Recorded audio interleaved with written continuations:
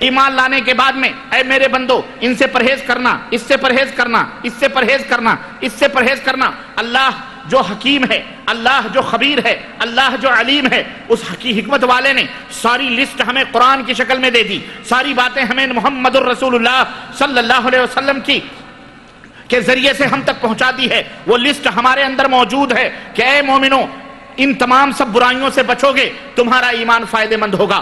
ارے ان برائیوں میں تم پڑو گے، جتنا تیزی کے ساتھ برائیوں میں جاؤ گے اتنی تیزی کے ساتھ تمہارا ایمان تمہارے سینے کے ساتھ نکلتا جائے گا، تمہارے دل سے مٹتا جائے گا، تمہارے دل سے مٹتا جائے گا۔ لیکن جتنا ہی تم پرہیز کرو گے تمہارا دل اتنا ہی آئینہ بنتا جائے گا، تمہارا دل اتنا ہی روشن بنتا جائے گا، تمہارا سینہ اتنا ہی جو ہے تمہارا سینہ اتنا ہی منور و مجلہ ہوگا، اتنے ہی صاف و ستھرا ہوتا جائے گا۔ تو تقوی اور پرہیزگاری، آج ہم مومن ہیں، کلمہ پڑھتے ہیں، مسلمان ہیں، لیکن اتقوا اللہ کے اوپر عمل نہیں ہے، پرہیزگار نہیں ہیں۔ ہم مومن ہیں، زنا کرتے ہیں، مومن ہیں، شراب پیتے ہیں، مومن ہیں، ہمارے کھانوں کے اندر حرام کی ملاوٹیں ہیں، چغلی کرتے ہیں، شرک کرتے ہیں، بدعات کرتے ہیں، خرافات کرتے ہیں، ایک دوسرے کی غیبتیں کرتے ہیں، ایک دوسرے حرام سے نہیں بچتے۔ حلال کھانے کی ہمیں توفیق کم ہوتی ہے جتنا حرام کھانے کی توفیق ہوتی ہے۔ معصیت، فحاشیاں، برائیاں، یعنی جتنی برائیاں غیر قومیں کرتی ہیں آج مسلمان ان تمام برائیوں کے اندر موجود ہیں۔ سمجھ آئی کہ نہیں آئی؟ اس وجہ سے اللہ تبارک و تعالیٰ نے اس ایمان کے اندر کوئی فائدہ، بہت سارے مومن ہیں، بڑی بڑی کنٹریوں کے بادشاہ حکمران مومن ہیں کہ نہیں؟ بڑے بڑے لوگ مومن ہیں، کوئی فائدہ ہو رہا ہے؟ آج شر پسند زیادہ ہیں، خیر کے ماننے والے کم ہیں۔ ہم مسلمان ہیں، اسی مسجد کے اندر اپنے اپنے دلوں کا جائزہ لو، خود لسٹ لے کر کے مائنس پلس کرتے جاؤ کہ کتنے مومن ہو اور کتنے اسلام سے دور ہو۔ اس لیے توبہ کرو۔ اس کا ایک ایمان کامل حاصل کرنے کا طریقہ یہ ہے کہ جتنے بھی گناہ اور جتنی بھی معصیتیں ہیں اور جو بڑے بڑے گناہ ہیں ان سے توبہ کرو۔ کیا کرو ان سے؟ تم نے زنا کیا ہو، چوری کی ہو، بدکاری کی ہو، چغلی کھائی ہو، غیبتیں کی ہو، ناجائز طور پر قتل کیا ہو، کسی کا مال ہڑپ کیا ہو، جو کچھ بھی معصیت اور جو کچھ شرک کیا ہو، بدعات کیا ہو، نافرمانیاں کی ہو، جو بھی کر رہے ہو ان تمام سب چیزوں سے توبہ کرو۔ اور جب تم کہو گے توبہ کرنے سے کیا ہوگا؟ سنو، توبہ کرنے سے یہ ہوگا کہ اللہ تبارک و تعالیٰ ان تمام برائیوں کو جو تمہاری برائیاں تم نے کی ہوئی ہیں، چاہے 1 سال میں کی ہیں، 10 سال میں کی ہیں، 20 سال میں کی ہیں، ان تمام 20-30 برس کی برائیوں کو توبہ کر لینے کے بعد اللہ ان تمام برائیوں کو نیکیوں میں تبدیل کر دے گا۔ لا تقنطوا من رحمت اللہ، اللہ کی رحمت سے نا امید نہ ہو۔ اللہ غفور الرحیم ہے، جب تک توبے کا دروازہ بند نہیں ہوتا تب تک اللہ تعالیٰ سے توبہ کرتے رہو، مغفرت مانگتے رہو، اللہ سے روتے رہو، گڑ گڑاتے رہو۔ کل بنی آدم خطا وخیر الخطائین التوابون، سب سے غلطی کرنے والے، ہر آدم کی اولاد غلطی کرنے والی ہے، لیکن سب سے بہترین غلطی کرنے والا وہ ہے جو اللہ سے توبہ کرنے والا ہے۔ اس لیے اے نوجوانوں، اے میری ماں بہنوں، اے مسلمانوں، اے دوستوں، اے بھائیوں، اے بزرگوں، سب توبہ کرو۔ ہم سب وَتُوبُوا إِلَى اللَّهِ جَمِيعًا أَيُّهَا الْمُؤْمِنُونَ، اے ایمان والو سب کے سب اللہ سے توبہ کرو۔ التائب کمن لا ذنب لہ، اللہ نے فرمایا، اللہ کے نبی نے فرمایا، توبہ کرنے والا گناہوں سے ایسا پاک و صاف ہو جاتا ہے جیسے اس نے کبھی توبہ نہ کیا، جیسے اس نے کبھی گناہ ہی نہ کیا۔ اس لیے توبہ کرو، اپنے ایمان کو بچا کے رکھو۔ سنو، ایمان ایک عظیم الشان دولت ہے۔ ایمان لانا کمال نہیں ہے، ایمان کی حفاظت کرنا کمال ہے۔ ایمان کی حفاظت کیوں؟ اس لیے کہ اس ایمان پر چور کا، ڈاکو کا سب سے پہلا حملہ جو شیطان ہے، ان الشیطان لکم عدو مبین، شیطان تمہارا کھلا ہوا دشمن ہے۔ ایک جگہ اللہ نے فرمایا کہ شیطان تمہارا کھلا ہوا دشمن ہے، فاتخذوہ عدوا، شیطان کو اپنا دشمن بناؤ، شیطان کو ناراض کرو، شیطان کو رلاؤ، شیطان کو ذلیل کرو، راضی اللہ کو کرو، خوش اللہ کو کرو۔ تم اللہ کو خوش کرو گے، راضی کرو گے، شیطان ذلیل و رسوا ہوگا، شیطان بلبلائے گا، روئے گا، چیخے گا، چلائے گا۔ جتنا وہ چیخے چلائے گا تمہارے درجات اور تمہاری ترقیاں اتنی ہوتی جائیں گی۔ آج ہم شیطان کے دوست بنے ہوئے ہیں، ہر معاملے میں شیطان کے دوست ہیں۔ اس لیے مسلمانوں، میں زیادہ ٹائم آپ کا نہ لیتے ہوئے میں یہ التماس کرتا ہوں کہ اپنے زندگی کے اس مقصد کو پہچانو۔ وما خلقت الجن والانس الا لیعبدون، رب ذوالجلال کی عبادت و بندگی میں کوئی کمی نہیں ہونی چاہیے، اور یہ عبادت و بندگی اسی ڈھنگ اور اسی طریقے سے اللہ کو مطلوب ہے جس طریقے سے حضرت محمد الرسول اللہ صلی اللہ علیہ وسلم نے ہمیں بتلایا ہے۔ اپنی مرضی اپنی منمانی سے رب اپنی عبادت تم سے نہیں چاہتا ہے کہ تم اپنی مرضی اپنی منمانی سے اللہ کی عبادت کرو، نہیں، بلکہ رسول اللہ صلی اللہ علیہ وسلم کی مرضی اور ان کے فرمان کے مطابق تمہارے سجدے، تمہارے رکوع، تمہارے صدقات، تمہارے زکوٰۃ، تمہارا قدم قدم، تمہارا اٹھنا بیٹھنا، لقد کان لکم فی رسول اللہ اسوۃ حسنہ، تمہارا سب کچھ حضرت محمد الرسول اللہ صلی اللہ علیہ وسلم کی زندگی ہونا چاہیے۔ آپ کی زندگی دیکھو کس طرح سے نبی کریم صلی اللہ علیہ وسلم رہتے تھے، اسی انداز کی زندگی اختیار کرو۔ اللہ کے نبی بزدل نہیں تھے۔ اللہ کے نبی، ہم لوگ جب دین اور اسلام کی بات کرتے ہیں، تقوی طہارت کی بات کرتے ہیں، تو آپ لوگوں کے دماغ میں یہ ایک تصور آتا ہے، اور وہ تصور میں سمجھتا ہوں کچھ اپنے ہی کچھ ذلیل پیشہ لوگوں نے آپ کے ذہن و دماغ میں بٹھا دیا ہے۔ جب ہم تقوی اور طہارت کی بات کرتے ہیں تو آپ کے دماغوں میں یہ بھی بتاتا چلوں میں، آپ کے دماغوں میں ایک شکل آتی ہے، ہمارے ملکوں والی شکل کہ متقی بنو، پرہیزگار بنو، نیک بنو، تو آپ کے دماغ میں آتا ہے کہ متقی پرہیزگار کیسے ہوتے ہیں؟ لمبی لمبی پگڑ باندھنے والے، ہاتھوں میں مسلے لیے ہوئے، تسبیح کے دانے، آنکھیں بند ہیں چاہے کسی گٹر میں جا کے گر جائیں، ہے نا، اور اللہ اللہ اللہ اللہ کی تسبیح کرنے والے، اور چگے چبے پہننے والے، بالکل دنیا سے بیگانے، اور بس اللہ ہی اللہ اللہ ہی اللہ اللہ ہی اللہ۔ آپ کے دماغوں میں یہ تصور آیا ہے۔ پتہ ہے یہ تصور کس نے ڈالا ہے؟ یہ تصور شیاطین نے ڈالے ہیں تمہارے دماغوں میں۔ یہ ہیولے، یہ شکل اور صورتیں تمہارے دماغوں میں کس نے پیدا کیے ہیں؟ شیطان مردود نے پیدا کیے ہیں، تاکہ تم وہ شکل اختیار کرنے سے بچو۔ کیوں؟ وہ شکل اختیار کرو گے تو تلوار سے بیگانہ ہو جاؤ گے۔ تمہارے ہاتھوں میں تسبیح کے دانے گھومیں گے، تلوار نہیں گھوم سکتے، اور تم کرامتیں بیان کرو گے کیا کہ بابا نے تسبیح گھمائی چڑیا۔ ایک مولوی تقریر کر رہا تھا، کہہ رہا ہے کہ ایک انگریز بندوق لے کے آیا، کہا یہ کیا ہے؟ کہا بندوق ہے۔ کہا اس سے کیا ہوتا ہے؟ پولیس والا تھا۔ کہا اس سے جس چیز کو ہم مار دیتے ہیں وہ چیز ختم ہو جاتی ہے۔ کہا دکھاؤ۔ ایک چڑیا بیٹھی تھی، اس نے فائر کیا پستول سے، چڑیا نیچے آ گئی۔ کہا یہ اس سے ہم کام لیتے ہیں۔ بابا تسبیح سبحان اللہ رٹ رہے تھے کہ کیا کر رہے تھے اللہ بہتر جانے، ان کے ہاتھ میں تسبیح تھی۔ پولیس والے نے پوچھا یہ کیا ہوتا ہے؟ یہ تمہارے ہاتھ میں کیا ہے؟ کہا یہ تسبیح ہے۔ کہا اس سے کیا کام ہوتا ہے؟ کہا دیکھنا چاہتے ہو؟ کہا ہاں۔ تسبیح یوں ہلائی، وہ مری ہوئی چڑیا زندہ ہو کے جا کے پھر پیڑ پہ بیٹھ گئی۔ کہا اس سے تم مارنے کا کام لیتے ہو، تسبیح ہلانے سے ہم زندہ کرنے کا کام لیتے ہیں۔ مسیحی یہ اسلام میں نہیں ہے اس طرح سے۔ یہ وہ ڈھکوسلے والے جو ہیں نا وہ سب بیان کرتے ہیں، جو خانقاہوں میں بیعت، مریدی، پیری، یہ وہ جو تمہیں الو بنا رہے ہیں بیٹھ کے، خانقاہ سجا کے دربار، لنگر اٹھے ہوئے ہیں، لنگر کھلے ہوئے ہیں، یہ فلانے دادا کا دربار ہے، یہ فلانے حجویری کا ہے، اجمیری کا ہے، پاک پٹنی کا ہے۔ یہ اسلام نہیں ہے۔ یہ تو وہ سادھوؤں کا اور ہمارے ملکوں کے اندر جو ڈھکوسلے کا نے شعبدے باز، جادوگر، ساحر، یہ ان کے سب اسلام سے۔ ہمارے نبی کو دیکھو، اللہ اکبر، ہمارے نبی اگر ایک وقت میں امامت کے مصلی پر نماز پڑھا رہے ہیں تو گھوڑے کی ننگی پیٹھ پر اس وقت مدینے کے اندر ایک آواز اٹھی، رات کی تاریکیوں میں کسی چلانے والے نے چلا کے آواز دی کہ مدینے کے اندر دشمنوں نے حملہ کیا ہے۔ طلحہ کہتے ہیں، زبیر کہتے ہیں کہ ہم اپنے گھوڑوں کی زینے کس رہے تھے، جب ہم نے یہ آواز سنی کہ مدینے پر حملہ ہو چکا ہے، ہم نے اپنے گھوڑوں کی زینے کسی اور تلواریں لی، اپنے اسلحے لیے اور اسلحے لے کر مدینے کی حفاظت کے لیے ہم رات کی تاریکیوں میں مدینے کے باہر نکل رہے ہیں۔ ہم مدینے کے باہر نکلے ہیں، ادھر سے پیغمبر اسلام کو گھوڑے کی ننگی پیٹھ پر سوار ہوتے پلٹ کر آتے ہوئے ہم نے دیکھا ہے۔ نبی فرماتے ہیں جاؤ مدینے کے لوگوں، آرام کرو، جب تک محمد زندہ ہے دشمن تمہارا بال بھی بیگا نہیں کر سکتا۔ ہم اس شجاع اور بہادر نبی کے امتی ہیں۔ سمجھ آئی کہ نہیں آئی؟ اور کہتے ہیں کہ جنت کو لے اڑے ہم نظر و نیاز میں، وہابی پڑا ہوا ہے روزہ نماز میں. پتہ چلے گا جب آنکھیں بند ہوں گی. ہاں، جب آنکھیں بند ہوں گی تب پتہ چلے گا حق اور باطل کا فیصلہ ہوگا.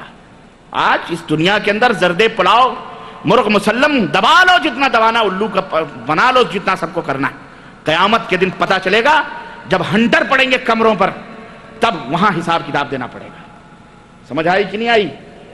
ہاں، اس لیے اللہ سے ڈرو، تقوی اختیار کرو، جتنی بھی ممنوعہ چیزیں ہیں ان سے پرہیز کرو، شجاع بنو، بہادر بنو، اپنے بچوں کو بہادر بناؤ، بزدلی نہ سکھاؤ،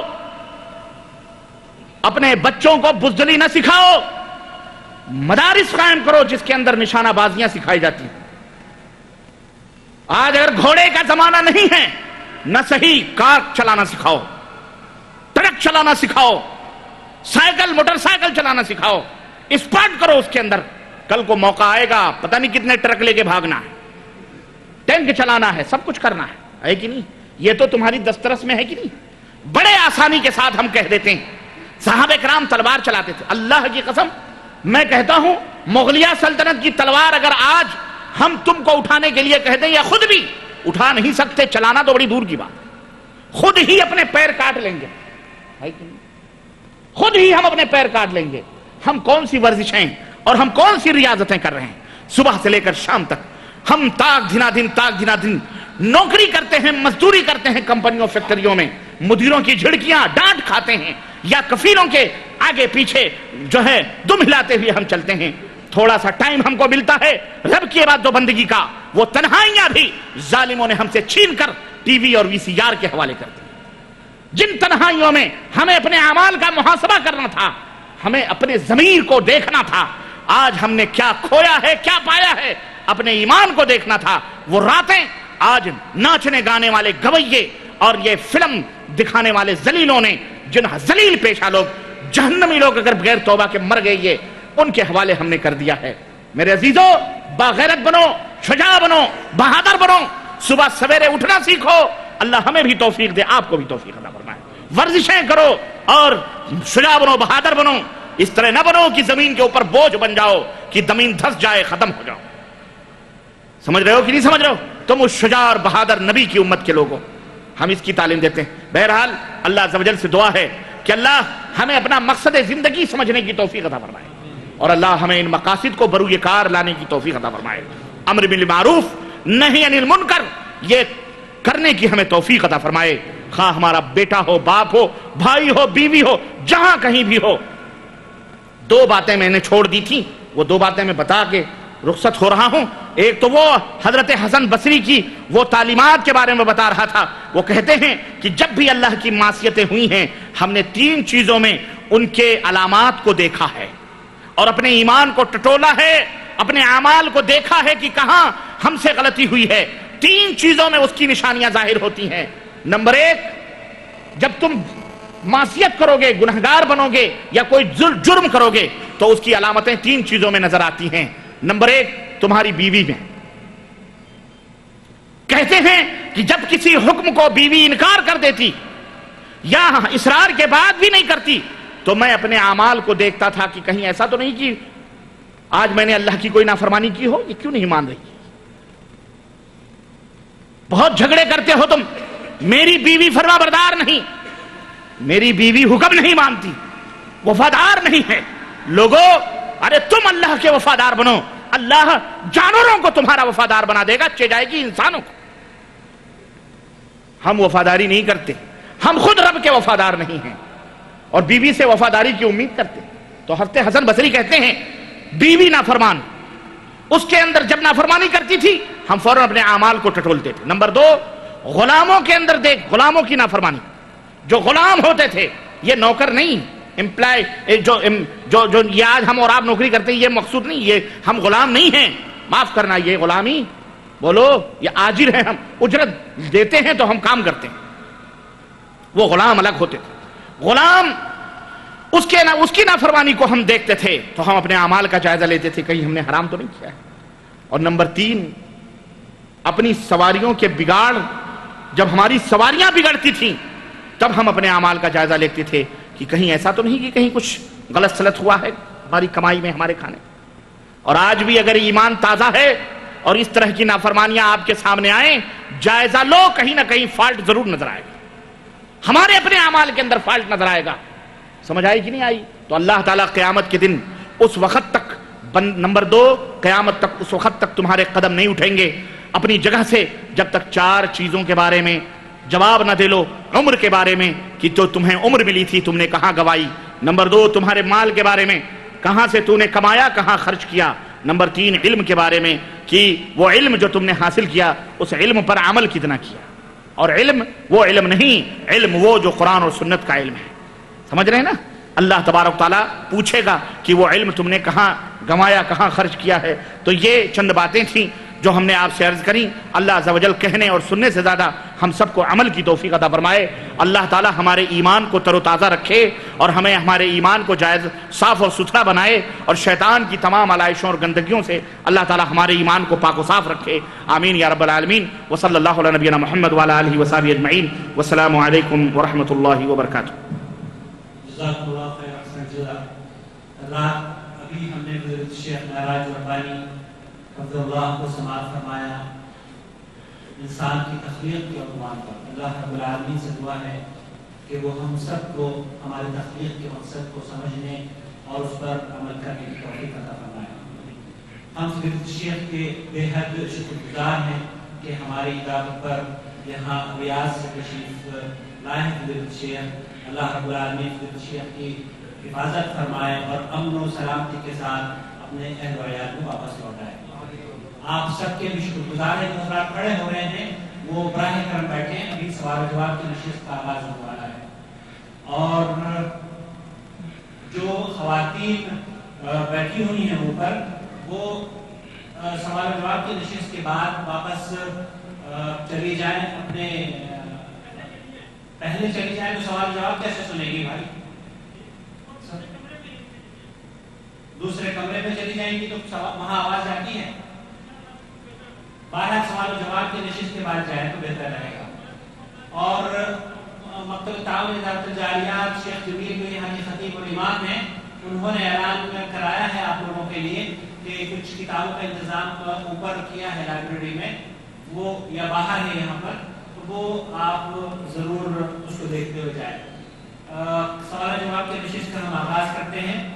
حضرت شیخ، صبح کی نماز کے دوران اگر کوئی شخص مسجد میں داخل ہو تو کیا سنت ادا کرنے کے بعد نماز پڑھیں یا بعد میں سنت ادا کریں؟ اگر فجر کی جماعت ہو رہی ہے تو اس وقت حکم یہ ہے کہ وہ فجر کی جماعت میں شریک ہو. سنت کا معاملہ یہ ہے کہ فرض نماز کے بعد وہ سنت کو ادا کر لے، اس میں کوئی قباحت اور کوئی حرج نہیں. ایک صحابی رسول صلی اللہ علیہ وسلم وہ فجر کی نماز کے بعد نماز پڑھ رہے تھے تو اللہ کے نبی صلی اللہ علیہ وسلم نے پوچھا کہ وہ نماز جو تم نے ہمارے ساتھ پڑھی ہے وہ کون سی تھی اور اب جو پڑھ رہے ہو یہ کون سی ہے؟ تو انہوں نے کہا کہ اللہ کے نبی وہ نماز فرض تھی، یہ نماز سنت تھی. میں آیا تو میں نے سنت نہیں پڑھی تھی اس لیے اب میں سنت پڑھ رہا ہوں. تو اللہ کے رسول صلی اللہ علیہ وسلم خاموش رہے. تو یہ حدیث سکوتی ہے جس کے اوپر اللہ کے نبی خاموش رہیں، وہ بھی حدیث ہے. اس لیے اس کے اوپر ہمیں عمل کرنا چاہیے کہ فرض نماز کے بعد ہم سنتوں کو ادا کریں. بہت سارے لوگ ہیں ان کو یہ مسئلہ بتایا جاتا ہے کہ اگر تمہیں تشہد بھی ملے فرض کی، اگر امید ہے تب بھی تم سنت کو ادا کر لو. یہ غلط بات ہے، اس لیے کہ اللہ کے رسول صلی اللہ علیہ وسلم نے فرمایا ہے اذا اقیمت الصلاۃ فلا صلاۃ الا المکتوبہ. جب اقامت کہہ دی جائے تو پھر اس فرض نماز کے بعد اس فرض نماز کے علاوہ اور کوئی نماز نہیں ہوتی ہے. اس لیے جو لوگ فرض نماز کے دوران سنتیں پڑھتے ہیں ان کی نماز نہیں ہوتی ہے. تو حکم یہی ہے کہ فرض نماز کے بعد وہ سنت کو پڑھ لیں، کوئی قباحت نہیں. اور چاہیں تو سورج نکلنے کے بعد پڑھیں، اس کی بھی روایت موجود ہے. دونوں کے اوپر عمل ہو سکتا ہے، کوئی حرج نہیں. جزاکم اللہ خیر. آپ کے بیان کرنے کا انداز اچھا ہے. اللہ آپ کے بیان کرنے کے انداز میں برکت عطا فرمائے اور ہم سب بھائی بہنوں کو عمل کی توفیق عطا فرمائے. آمین. جزاک اللہ خیر. جزاک اللہ خیر. اللہ تعالیٰ آپ کو جزائے خیر. ربانی صاحب، آپ کس مذہب کے ماننے والے ہیں؟ ہم نے سنا ہے آپ ائمہ کو نہیں مانتے. اعوذ باللہ. یعنی اب کل کو کوئی کہہ دے گا ہم کوئی عیسائی کھڑا ہو کے کہے ہم عیسیٰ علیہ السلام کو نہیں مانتے ہیں. بھائی ہم عیسیٰ علیہ السلام کو مانتے ہیں کہ نہیں مانتے؟ لیکن اس طرح نہیں مانتے جس طرح عیسائی مانتے ہیں، ہے کہ نہیں؟ ہم اس طرح مانتے ہیں جس طرح اللہ اور رسول نے ہمیں حکم دیا ہے۔ ائمہ رحمہم اللہ ہمارے امام ہیں، چاہے وہ امام بخاری ہوں، امام مسلم ہوں، امام ترمذی ہوں، چاہے امام ابو حنیفہ ہوں، چاہے امام مالک ہوں، امام شافعی، امام احمد بن حنبل، جتنے بھی ائمہ، امام نخعی، امام اوزاعی، صرف 4 ہی نہیں ہیں، کئی ائمہ ہیں، سینکڑوں ہیں۔ ہم سب کو مانتے ہیں، سب کو مانتے ہیں، سب کے خدمات سے فائدہ اٹھاتے ہیں۔ الحمدللہ ہم طالب علم ہیں، اتنی جرات نہیں کر سکتے امام ابو حنیفہ رحمۃ اللہ علیہ کے ذرے قدم کے نیچے جو خاک ہے ہم اس کے برابر بھی نہیں ہو سکتے بھائی۔ یہ کسی جاہل نے یا کسی دشمن نے یہ افواہ اڑائی ہوگی، اللہ تعالیٰ انہیں ہدایت عطا فرمائے اور اللہ انہیں سمجھ عطا فرمائے۔ البتہ ائمہ رحمہم اللہ کو ہم نبی نہیں مانتے، رسول نہیں مانتے، یا انہیں خدا یا اللہ نہیں مانتے، ان کو امام مانتے ہیں، دین کا خادم مانتے ہیں، اور انہوں نے دین کی خدمت کی، اور ہم سب کو مانتے ہیں، صرف ایک ہی کو نہیں۔ ہم سب اماموں کی قدر کرتے ہیں، عزت کرتے ہیں، اور ان کے خدمات کے لیے ان کے لیے دعا کرتے ہیں کہ اللہ تعالیٰ انہیں کروٹ کروٹ جنت نصیب فرمائے۔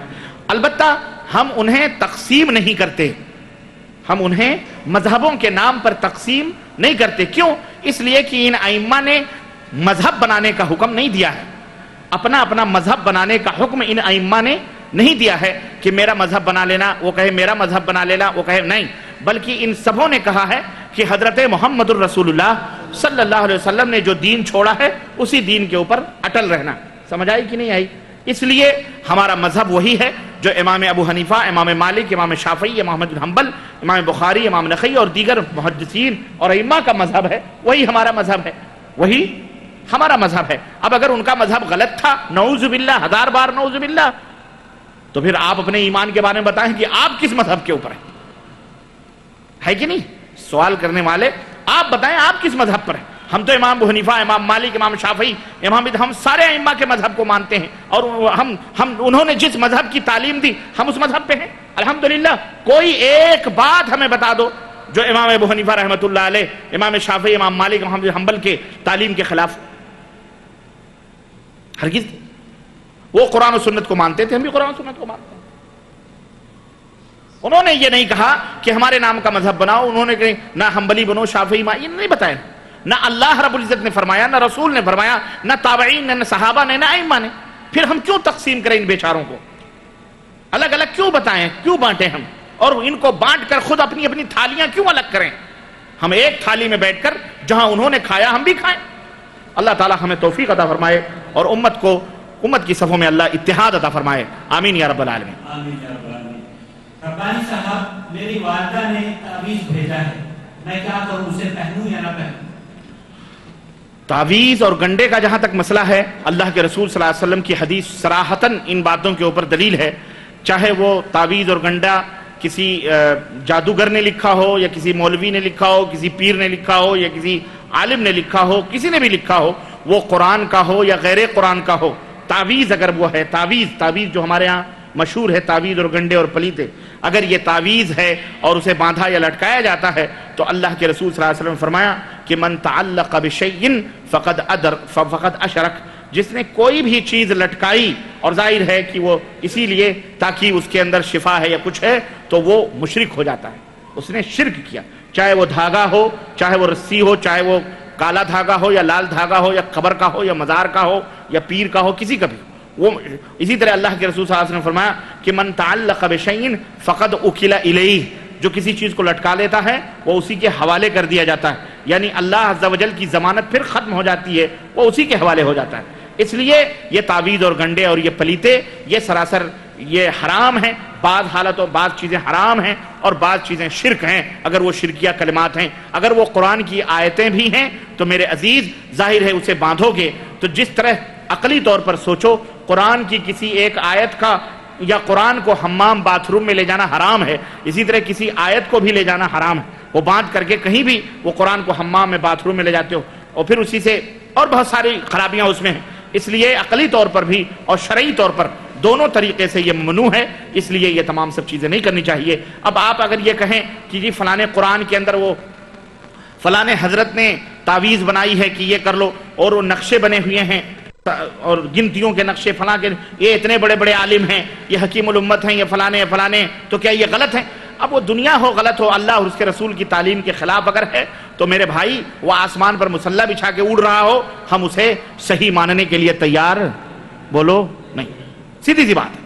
وہ ہوں گے آپ نے انہیں جو نام دیا ہے دیا ہوگا. ہماری نظر میں جو قرآن و سنت کے خلاف ہو وہ صحیح، اس کا وہ عمل اگر قرآن و سنت کے خلاف ہے تو وہ عمل صحیح نہیں ہو سکتا ہے. اس لیے وہ بسا اوقات شرک بھی ہے اور بسا اوقات حرام بھی ہے. اور بعض لوگوں نے اتنی جرأتیں بھی کی ہیں استغفر اللہ تعویذ اور گنڈے کے تعلق سے، نعوذ باللہ.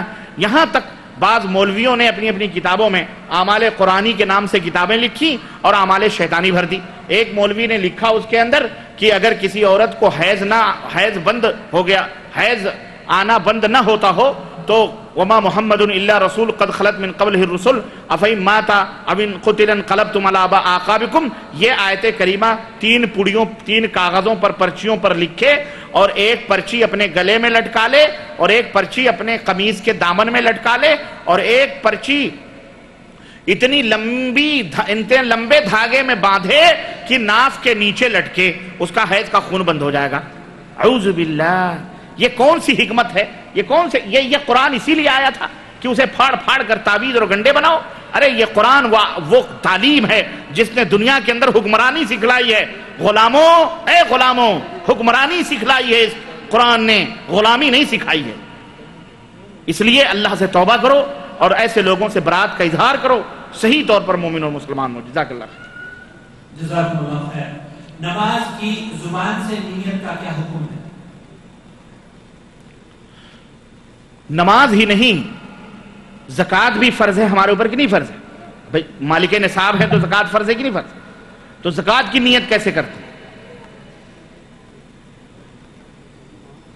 بھائی نماز بھی فرض ہے، اسلام کا ایک رکن ہے، تو زکوٰۃ بھی فرض ہے. اگر اللہ کے رسول نے نماز کی نیت بتلائی ہے تو زکوٰۃ کی نیت نہیں بتلائی؟ زکوٰۃ آپ دیتے ہو، کیسے دیتے ہو؟ نیت کرتا ہوں میں 1,00,000 روپے میں 2,500 زکوٰۃ نکالنے کی اور پھر فلاں آدمی کو تقسیم کرنے کی فلاں وقت. یہ سب نکالتے ہو، آپ بولتے ہو. میرے بھائی نیت دیکھو، ہم عجمی لوگ ہیں. عجمی سمجھتے ہو؟ عجمی یعنی عربی نہیں. عجمی کا ترجمہ اردو میں گونگا ہوتا ہے. عرب اپنے مقابلے میں سارے لوگوں کو عجمی کہتے تھے. یہ گونگے لوگ ہیں، یعنی اپنے اتنے فصیح اور بلیغ تھے اور اہل زبان تھے یہ کہ ان کے مقابلے میں ساری زبانیں فیل تھیں. یہ اپنے مقابلے میں کسی کو خاطر میں نہیں لاتے تھے، گونگا کہتے تھے. تو ہم عجمی لوگ ہیں. قرآن عربی میں نازل ہوا ہے، اس کے معنی، اس کے ترجمے ہم اپنی زبان میں سمجھتے ہیں، لیکن بعض الفاظ ایسے ہیں جس کے معنی اور مطلب ہم نہیں سمجھتے. اسی میں نیت بھی ہے. نیت کا جو اردو میں اصلی ترجمہ ہے اس کا ترجمہ ہے ارادۃ القلب. ارادۃ القلب یعنی دل کا ارادہ کرنا، دل کا قصد کرنا، دل سے ارادہ. جو دل کا ارادہ ہوتا ہے، آپ اپنے بسترے سے اٹھے فجر کی اذان سن کر، ٹھیک ہے، اور آپ نے اذان سنی، آپ کے دل میں خیال آیا کہ میں نماز پڑھنے جا رہا ہوں. یہ جو ارادہ ہے نا، اب نماز پڑھنے جا رہا ہوں تو دل میں خیال آیا وضو بنانا ہے. یہ ارادہ، یہی نیت ہے. ارادہ یہی تو ارادہ یا یہ نیت دل کی کیفیت کا نام ہے، زبان کے حرکت کا نام. میری بات سمجھ رہے ہیں آپ لوگ؟ ارادہ دل کی کیفیت کا نام ہے، زبان کی حرکت کا نام نیت نہیں. تو نیت کہنا نہیں چاہیے، نیت کہنے کا حکم نہیں ہے بلکہ دل میں نیت کرنے کا حکم ہے.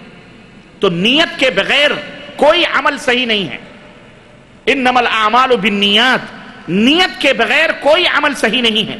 غسل کرنا ہو تو نیت کریں، وضو کرنا ہو تو نیت، نماز پڑھنا ہو تو نیت. اور نیت دل کی ارادے کا نام ہے نیت. تو قصد کرنا یہی نیت ہے. آپ نے قصد کر لیا یہی نیت. اسے زبان سے کہنا یہ نیت نہیں ہے. اگر زبان سے کہنا درست ہوتا تو یقیناً جس نبی نے ہمیں ثنا سبحانک اللہم پڑھنا بتلایا ہے نماز کے شروع میں، ہمیں ضرور بتلاتا کہ میری امت کے لوگوں جب سنت کی نیت کرنی ہو تو اس طرح نیت کرو، ظہر کی نیت کرنی ہے تو اس طرح کرو، فرض کی کرنی ہے تو اس طرح کرو، تراویح کی کرنی ہے تو اس طرح کرو، عشاء کی کرنی ہے تو اس طرح کرو. اللہ کے رسول صلی اللہ علیہ وسلم سے ثابت نہیں ہے. زبان سے کرنا یہ بدعت ہے، یہ جو نبی سے ثابت نہ ہو وہ بدعت ہے، وہ دین نہیں ہے۔ اس لیے اے لوگو ایسی چیز سے پرہیز کرو جو بدعت ہے، جسے شیطان نے ایجاد کیا ہے، یہ اسلام نے، اللہ نے، رسول نے اس کو نہیں بتلایا۔ سمجھ آئی کہ نہیں آئی؟ اور عجیب و غریب معاملہ، ایک بات اور بتاؤں، دو بدعتیں عجیب و غریب بڑی شدت کے ساتھ ہماری قوم کے اندر رائج ہے کہ جس کا چھوڑنا اتنا ضروری ہے جس کی کوئی حد نہیں، اور یہ دونوں شیطان کی لگائی ہوئی۔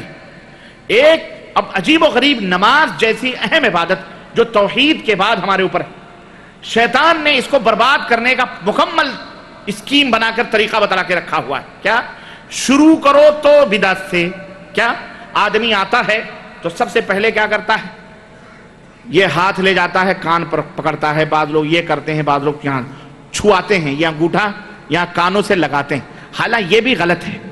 نبی کریم صلی اللہ علیہ وسلم سے یہ ثابت بولو نہیں۔ انگوٹھے سے کان کو ٹٹولنا یہ نبی صلی اللہ علیہ وسلم سے ثابت نہیں۔ تو انگوٹھے پکڑ یہ چھواتے ہیں اور اس کے بعد کہتے ہیں نیت کرتا ہوں میں 4 رکعت نماز فرض واسطے اللہ تعالیٰ کے منہ میرا کعبہ شریف کی طرف پیچھے اس امام کے، ہے کہ نہیں؟ ایسے تو کہتے ہیں فرض اللہ تعالیٰ کے لیے یا سنت رسول اللہ صلی اللہ علیہ وسلم کی۔ اتنی دیر میں سورہ فاتحہ بھی گزر جائے ان کو پرواہ نہیں ہوتی۔ یہ ضرور کہے گا کہ نہیں کہے گا؟ سنت بھی اکیلے کھڑا ہوگا تو اتنی دیر کے بعد پھر اللہ اکبر کہہ کے نہیں، یہ غلط ہے۔ ارے یہ ایک بدعت یہ۔ نمبر 2، آخر میں ایک بدعت رکھی ہے شیطان نے، اور وہ کیا ہے؟ جیسے ہی امام نے کہا السلام علیکم ورحمۃ اللہ، السلام علیکم ورحمۃ اللہ، ہمارے ملکوں میں جیسے ہی امام نے سلام پھیرا ویسے ہی پیچھے مؤذن کہتا ہے اللہم آمین، ہے کہ نہیں؟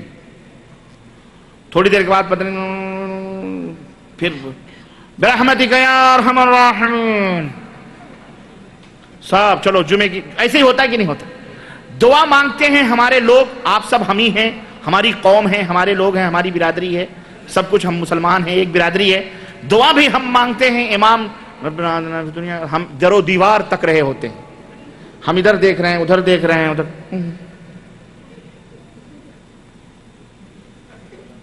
اشارے کنائے دعا مانگ رہے ہیں۔ اللہ کے بندو یہ کیا ہے یہ جو دعا مانگ رہے ہو؟ اگر ہاتھ اٹھایا ہے تو کس کے دربار میں اٹھایا؟ کس سے مانگ رہے ہو؟ اگر میں آپ کے پاس آؤں اور میں کہوں بھائی عبد الرحمن مجھے 10 روپے قرض دے دو یا 10 روپے صدقہ کر دو، ایسے مانگوں یا ایسے مانگوں تو آپ مجھے دو گے؟ چماٹ کھینچ کے مارو گے، بدتمیز آدمی۔ ابے یہ مانگنے کا طریقہ ہے؟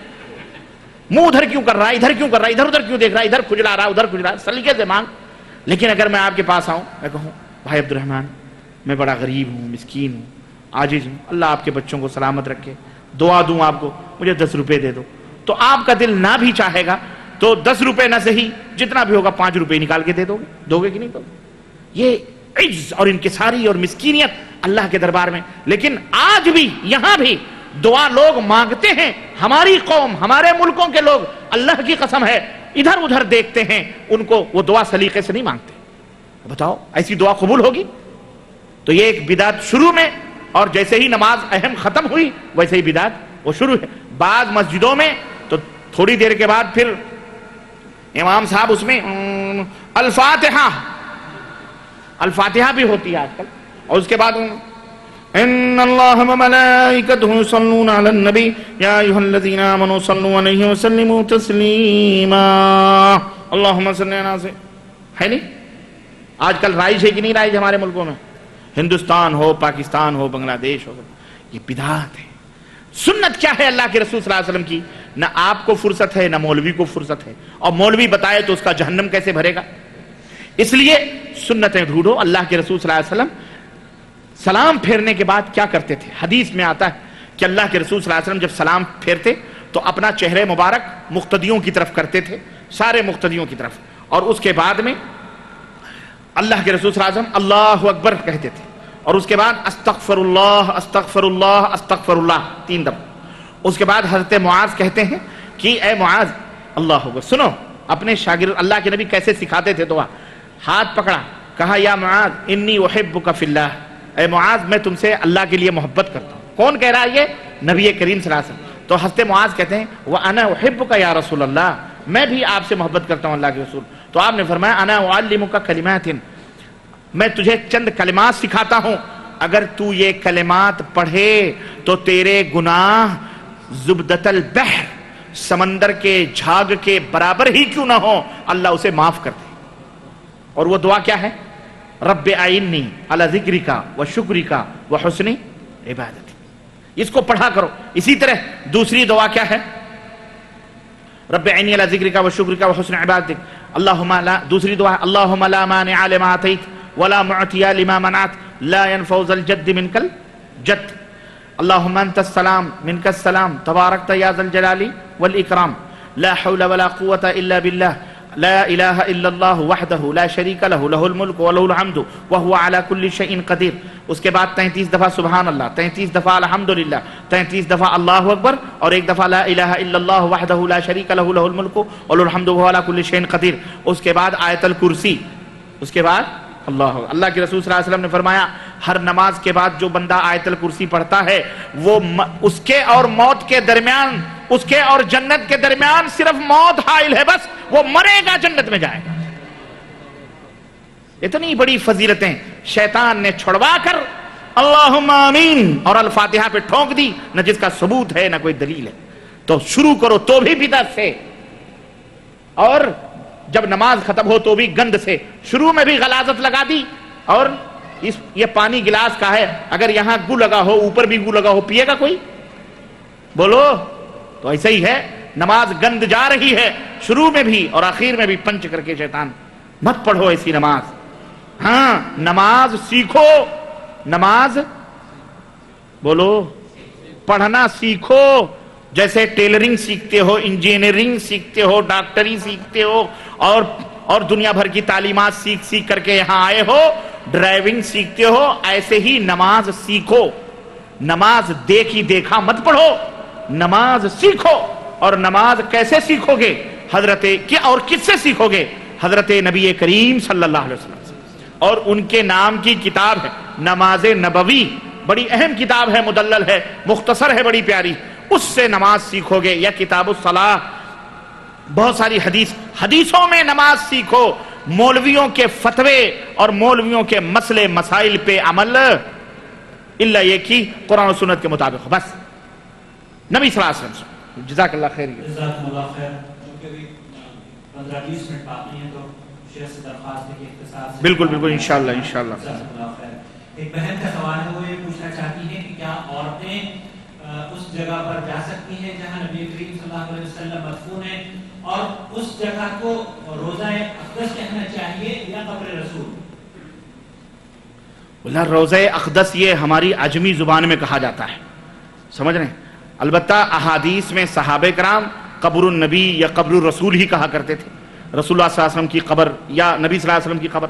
یہ روضہ اقدس یہ ہمارے یہاں کی زنانہ زبان ہے, یوں سمجھ لیجئے, یہ سمجھ لیجئے.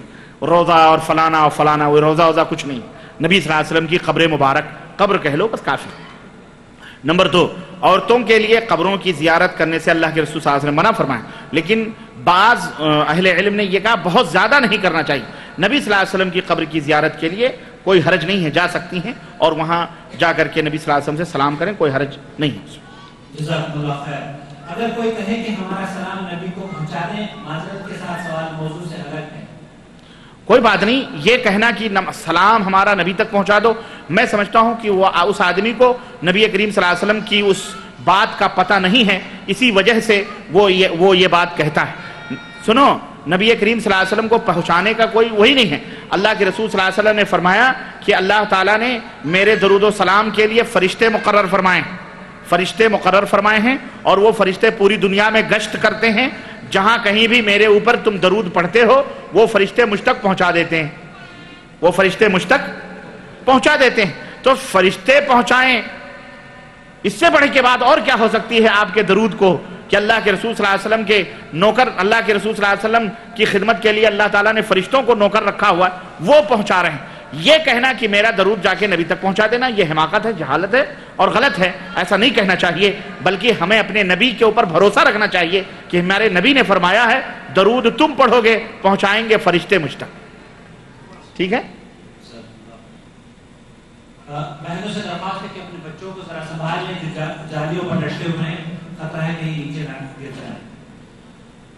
مولانا صاحب فضائل اعمال میں لکھا ہے کہ خضر علیہ السلام زندہ ہیں، اس کی کیا حقیقت ہے؟ یہ خضر علیہ السلام یہ حضرت موسیٰ علیہ السلام کے زمانے میں تھے، اور اہل علم کا اس میں اختلاف ہے کہ وہ ولی ہیں کہ نبی ہیں، لیکن راجح اہل السنہ والجماعہ کا اور جمہور علماء کا یہ کہنا ہے کہ وہ نبی، حضرت خضر علیہ السلام نبی ہیں، اور حضرت خضر علیہ السلام مر چکے ہیں، وہ زندہ نہیں. یہ جو لوگ خضر کے واقعات بعد میں درج کرتے ہیں کہ یہ خضر کو ہم نے دیکھا یا خضر نے ملاقات کی یا فلانے ولی اور فلانے، یہ اصل میں یہ خضر کو نہیں دیکھتے، یہ شیطان کو دیکھتے ہیں. یہ سب شیطان کے غلام ہیں، یہ شیطان کو دیکھتے ہیں، اور اس شیطان کہتا ہے میں خضر ہوں. میں کون ہوں؟ تو کہتے ہیں یہی خضر ہے. تو پھر یہ شیطانوں کو دیکھتے ہیں. یہ حضرت خضر تو مر چکے ہیں، حضرت موسیٰ علیہ السلام کے زمانے ہی میں مر گئے. کیوں؟ اس لیے کہ اگر خضر زندہ ہوتے تو ہمارے نبی صلی اللہ علیہ وسلم کے اوپر آتے، ایمان لاتے، ہمارے نبی کا کلمہ پڑھتے، غزوہ بدر میں ہوتے، غزوہ احد میں ہوتے، غزوہ خندق میں ہوتے، غزوہ تبوک میں ہوتے، غزوہ حنین میں ہوتے، فتح مکہ میں ہوتے، ہمارے نبی کے زمانے میں ہوتے. لیکن کیوں نہیں آئے؟ بعض لوگ کہتے ہیں اسی فضائل اعمال میں ایسے ایسے علم گلم واقعات لکھے ہیں کہ ایک حاجی تھا، اس کو پیاس لگی، اتنے میں آنکھ کوئی آیا اور اس کا ہاتھ پکڑ کر کے، یا وہ پیاس سے بے ہوش ہو گیا جنگل میں، تو کوئی آیا اس کو اٹھایا، ہاتھ پکڑا اور کہا آنکھ بند کر لے. آنکھ بند کر لیا، تھوڑی دیر میں مدینے کے بارڈر پہ پہنچ گیا. وہ کہا کہ دیکھ یہ سامنے مدینہ ہے اور میں خضر ہوں، جا کے میرے بھائی نبی سے میرا سلام کہہ دینا.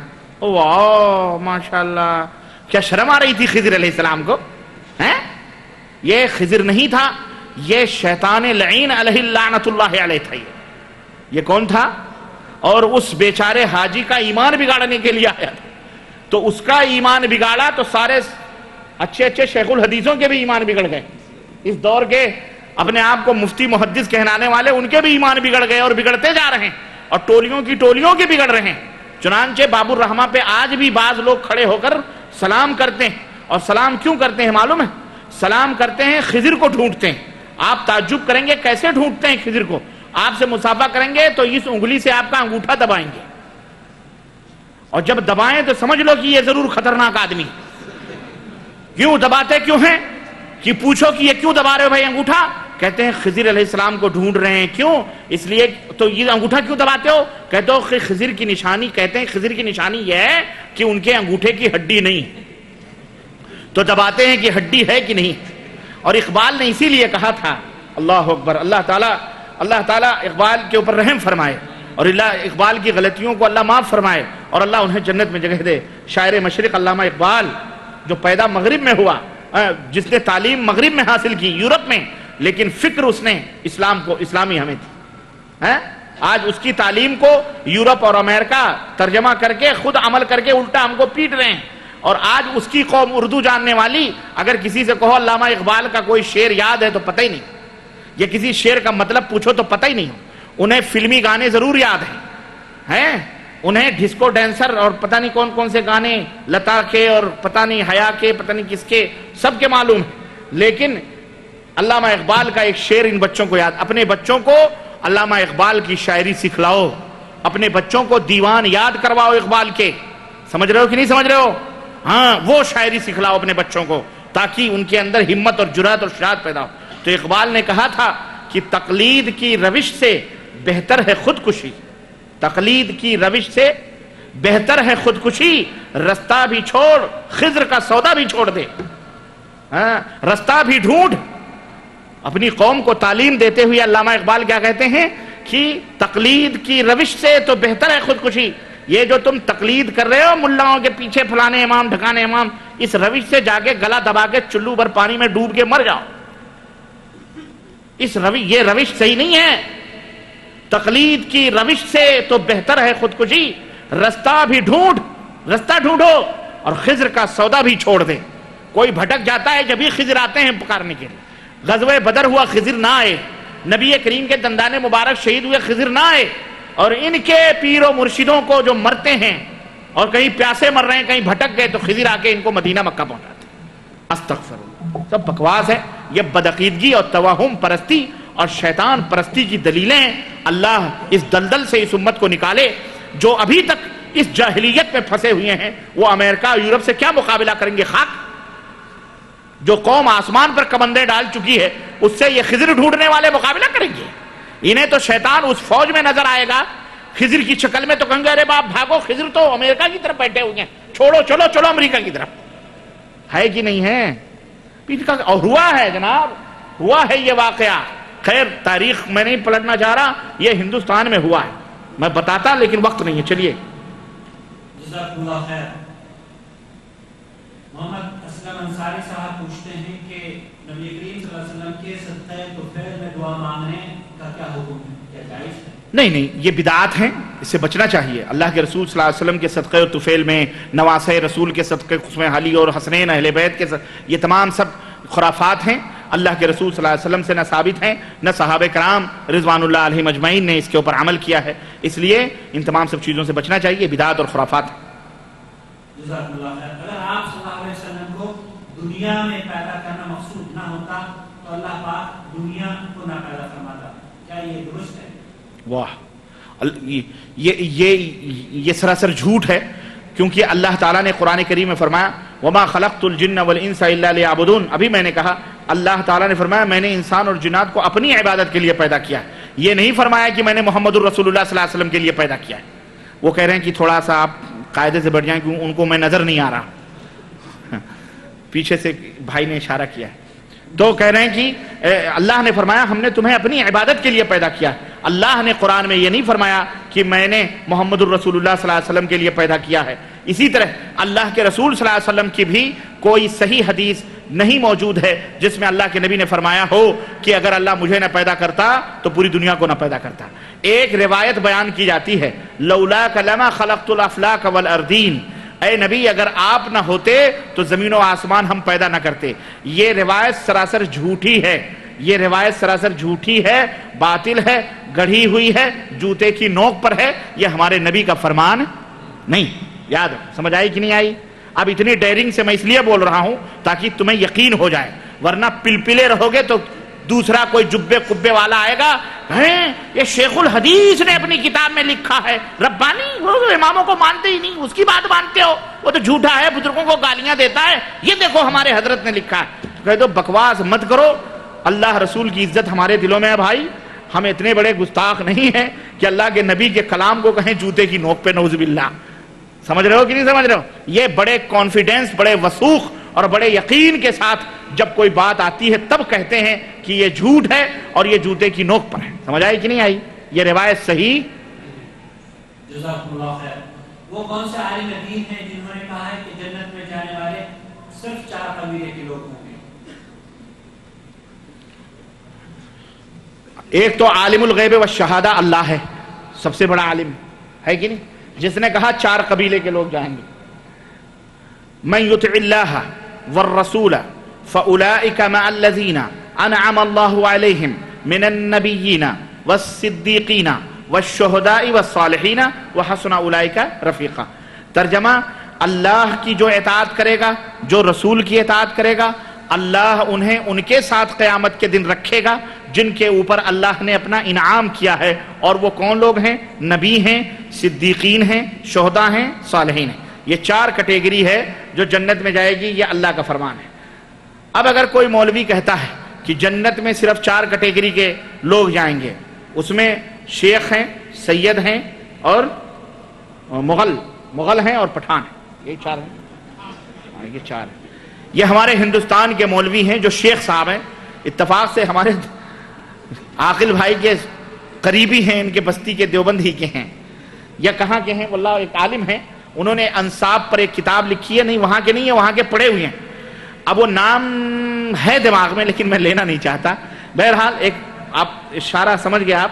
انہوں نے اپنی کتاب الانصاب, اس طرح کی کتاب ہے جس میں انہوں نے لکھا ہے کہ 4 کیٹیگری کے لوگ جنت میں جائیں گے، شیخ ہیں، سید ہیں، مغل ہیں، پٹھان ہیں، باقی اور کوئی جنت میں نہیں جائے گا۔ اللہ تعالیٰ انہیں ہدایت عطا فرمائے۔ اللہ نے فرمایا کہ 4 قسم کے لوگ جنت میں جائیں گے، نبی، رسول اور شہداء، صالحین، یا وہ لوگ جو اللہ اور اس کے رسول کی بس جو اللہ اور اس کے رسول کی، ان کا حشر کس کے ساتھ ہوگا؟ نبیوں کے ساتھ، صدیقین کے ساتھ، شہداء کے ساتھ، صالحین کے ساتھ۔ اللہ تعالیٰ ہمیں انہی لوگوں میں سے بنائے اور انہی لوگوں کے ساتھ ہمارا حشر قیامت کے دن فرمائے، آمین یا رب العالمین۔ اگر گھر میں کوئی انتقال کر گیا تو گھر کی عورتیں جنازے کی نماز کس طرح پڑھیں؟ واللہ جنازے کی نماز عورت پڑھ سکتی ہے، اس میں کوئی حرج نہیں ہے۔ گھر میں انتقال ہو گیا ہے، مسجد میں جنازہ ہو رہا ہے تو ساری عورتیں جائیں مسجد میں، مسجد کے اندر جنازے کی نماز پڑھیں۔ اور ہاں الحمدللہ جاتی ہیں ہماری عورتیں مسجد کے اندر، پورے گھر ہی کیا رشتہ داروں کی عورتیں، جتنے مرد آتے ہیں اسے کہیں زیادہ عورتیں پہنچ جاتی ہیں نماز جنازہ پڑھنے کے لیے۔ اور علامہ ابن تیمیہ رحمۃ اللہ علیہ، اللہ اکبر، جانتے ہو ابن تیمیہ؟ علامہ ابن تیمیہ رحمۃ اللہ علیہ کی نماز جنازہ کے اندر تعداد مورخین نے بتلائی ہے، صرف عورتوں کی تعداد 1,00,000 کے برابر تھی۔ اور اس کی وجہ کیا تھی؟ بعض علماء نے بتایا کہ ابن تیمیہ کے جنازے میں عورتیں اتنی کثیر تعداد میں کیوں شریک ہوئیں؟ اس کی وجہ یہ تھی کہ اس دور میں جو تقلیدی جال بچھا ہوا تھا اور طلاق ثلاثہ کا مسئلہ تھا کہ 3 طلاق اگر کسی نے اپنے بیوی کو دے دی تو تینوں واقع ہو جاتی ہے، ابن تیمیہ نے اس کو حدیث اور قرآن کی روشنی میں غلط قرار دے کر کے یہ فرمایا، اللہ اور اس کے رسول نے یہ نہیں کہا ہے کہ 3 طلاق دے دو تو 3 واقع ہو جاتی ہے، بلکہ اگر کوئی ایک مجلس میں 3 طلاق دے تو 1 ہی واقع ہوگی۔ اور اس مسئلے نے عورتوں کو جو شجاعت اور وہ بہادری دی تھی جو آج ہمارے ہندوستان میں عورتوں کو ملی ہوئی ہے۔ بھلا پتہ ہے آپ کو، ہندوستان میں عورتوں نے باقاعدہ مولویوں کے منہ پر ٹیپ لگا دی ہے، شترتون چپکا دیے گا، چپ۔ اللہ نے قرآن میں فرمایا سارے مولوی بغاوت کر گئے، آپس میں بٹ گئے۔ ایک مسلم پرسن اللہ بنایا تو دوسرے نے کہا مسلم پرسن اللہ جدید بناتے ہیں، کہ حکومت نے بھی فیصلہ کر دیا۔ حکومت نے کہا بھائی تمہارے قرآن میں حدیث میں 3 طلاق 1 ہی مانی جاتی ہے، باقدر تو کہنے نہیں مانیں گے، ہم نہیں مانیں گے، تو مت مانو قرآن حدیث کی بات کو۔ تو آج تو کافر بھی پیٹے گا، ایسے ہی پیٹتے۔ تو ابن تیمیہ نے اس وقت یہ اعلان کیا تھا کہ ایک مجلس کی 3 طلاقیں قرآن میں حدیث میں نہیں ثابت ہیں کہ وہ تینوں ہوتی ہیں، بلکہ 1 ہی ہوتی ہے۔ چنانچہ وہ مسئلہ اس قدر ان کے دشمن بھی ہوئے لوگ، لیکن الحمدللہ بہت کافی اللہ کے فضل سے اصلاح ہوئی اور عورتوں نے راحت کا سامان، راحت کی سانس لی۔ عورتوں نے اس خوشی میں، اس تشکر میں، اس احسان مندی کے تلے ان عورتوں نے امام ابن تیمیہ کو یہ خراج عقیدت پیش کی تھی کہ جب وہ مرے تو 1,00,000 عورتوں نے ان کی جنازے کی نماز پڑھی تھی، اور مرد تو خیر جو تھے وہ تھے۔ سمجھ آئی کہ نہیں؟ تو عورتیں بھی نماز جنازہ میں شریک ہو سکتی ہیں۔ مسجد کے اندر نماز جنازہ ہوتی ہے، مسجد کے اندر جائیں، نماز پڑھیں جنازے کی، یا اگر میدان میں ہے تو میدان میں بھی پردہ کیا جائے، عورتیں پڑھیں اور مرد پڑھیں اس کے پیچھے۔ سمجھ رہے ہیں؟ بے شک جائز ہے۔ جزاکم اللہ خیر۔ گھر میں اگر سانپ آ جائے ہم 3 دن تک انتظار کرتے رہیں گے؟ حدیث میں غالباً 3 مرتبہ اس کو بھگانے کا حکم ہے۔ یہ مدینے کا حکم ہے، مدینے کے اندر آپ کے گھر میں جنات رہتے ہیں، اللہ کے نبی نے یہ فرمایا، آپ نے فرمایا مدینے میں جن رہتے ہیں، مدینے میں جن رہتے ہیں۔ اب کسی نے یہ لکھا ہے 3 دن یا 3 مرتبہ، اب مجھے جو علم ہے 3 دن کا، بھائی نے لکھا ہے 3 مرتبہ، شک مجھے بھی پیدا ہو گیا، ایسا ہو جاتا ہے۔ کوئی بات نہیں، اگر آپ کی بات صحیح ہے تو میں اپنی بات سے رجوع کرتا ہوں، ہم تحقیق کر لیں گے، آپ بھی تحقیق کر لینا، میں بھی جا کے دوبارہ حدیث میں دیکھوں گا کہ 3 مرتبہ اللہ کے نبی نے فرمایا ہے یا 3 دن کہا ہے، ٹھیک ہے؟ آپ بھی تحقیق کر لینا، کرو گے؟ تاکہ اس مجلس میں یہی فیصلہ ہو جائے، قیامت کے دن نہ ہو ربانی نے کہا تھا 3 دن تو وہ نعوذ باللہ ہم جھوٹے بنے، اور وہ 3 بار اللہ کے نبی نے فرمایا ہو۔ مجھے جو علم ہے میں یہ سمجھ رہا ہوں کہ اللہ کے رسول صلی اللہ علیہ وسلم نے فرمایا کہ مدینے میں جن ہوتے ہیں، اس لیے 3 دن ان کو اجازت کہو کہ نکل جائیں۔ اب بھائی نے کہا 3 مرتبہ، تو وہ مجھے پتا نہیں ہے، میں جا کے پھر دیکھوں گا انشاءاللہ، تو آپ لوگ بھی تحقیق کر لینا، ٹھیک ہے؟ یا اگر کوئی اہل علم بیٹھے ہیں، کسی کو بالضبط یقین ہے کہ وہ 3 مرتبہ تھا یا 3 دن تھا تو بتا دیں، اللہ انہیں جزائے خیر دے۔ حدیث دیکھیے 3 مرتبہ، 3 مرتبہ 2 گواہیاں ہیں تو میں اپنی بات سے رجوع کرتا ہوں، اور اللہ کے نبی نے گویا 3 مرتبہ فرمایا۔ اللہ آپ لوگوں کو جزائے خیر دے بھائیوں، اب غلط ہے تو ان کے سر پہ ہے، میں اپنی طرف سے رجوع کرتا ہوں۔ ربانی صاحب، جنت میں جانے والا کون سا فرقہ ہے جبکہ ہر فرقہ یہ کہتا ہے کہ ہم جنت میں جائیں گے؟ دیکھو، اولاً اسلام میں 73 فرقے ہوں گے، اس میں کوئی شک نہیں، 73 فرقے ہوں گے، اور اللہ کے حبیب صلی اللہ علیہ وسلم اللہ ان کے اوپر کروڑ رحمتیں نازل فرمائے، اور وہ محسن ہیں امت کے، اپنے امت کے لوگوں کو بتا کے گئے ہیں 73 فرقے ہوں گے، اور ان فرقہ بننے سے کوئی روک نہیں سکتا دنیا میں، یہ ہوں گے، انہیں کوئی روک نہیں سکتا، لیکن ان میں 72 فرقے جہنمی ہوں گے، 1 فرقہ جنتی ہوگا۔ پوچھا گیا وہ کون سا ہے تو آپ صلی اللہ علیہ وسلم نے فرمایا ما انا علیہ واصحابی، اور ایک دوسری روایت میں ہے ما انا علیہ الیوم واصحابی، میں جس پر ہوں اور میرے صحابہ جس دین پر ہیں، اور ایک دوسری روایت میں ہے میں جس پر ہوں آج اور میرے صحابہ جس دین پر ہیں آج، وہ قیامت تک جو لوگ اس پر قائم رہیں گے وہ جنت میں جائیں گے۔ ٹھیک ہے، دیکھ لو، ایمان سے نماز روزہ بعد میں، پہلے ایمان اور عقیدہ، کتابیں یہ تمام سب کھنگال لو، دیکھو کہ کون کس عقیدے پر ہے، جو صحابہ نبی کے عقیدے پر ہوں وہی لوگ جنت میں جائیں گے، اور جو ان کے عقیدے پر نہیں ہیں وہ جہنم میں جائیں گے، بھلے کثیر تعداد میں ہوں، اور جو لوگ صحابہ اور نبی کے ایمان اور عقیدے اور عمل پر ہیں وہ لوگ بھلے اکیلا کیوں نہ ہو، وَلَوْ كُنْتَ وَحِيدًا فَأَنْتَ الْجَمَاعَةِ، تم اکیلے کیوں نہ ہو تم ہی جماعت ہو۔ سمجھ آئی کہ نہیں آئی؟ یہ نہ سوچو تم اکیلے نبی کے اور صحابہ کے راستے پر ہو تو تم اکیلے جنت میں جاؤ گے، یہ 99 کہاں جائیں گے؟ جہنم میں جائیں گے۔ جزاک اللہ خیر۔ دفن کرتے وقت کیا قبر پر اذان دینا جائز ہے؟ نہیں، یہ بدعت ہے، غلط ہے، نبی صلی اللہ علیہ وسلم سے ثابت نہیں۔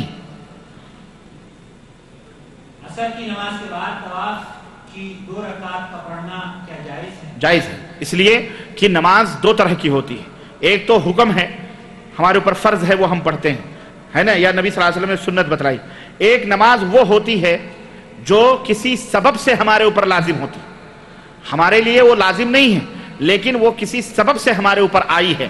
مثال کے طور پر آپ نے طواف کیا، اب جب طواف کیا تو اللہ کے نبی نے فرمایا 2 رکعت نماز پڑھو، طواف کی تو طواف نہ کرتے تو وہ 2 رکعت نماز، تو طواف کرنے کی وجہ سے وہ نماز آپ کے اوپر لازم ہوئی۔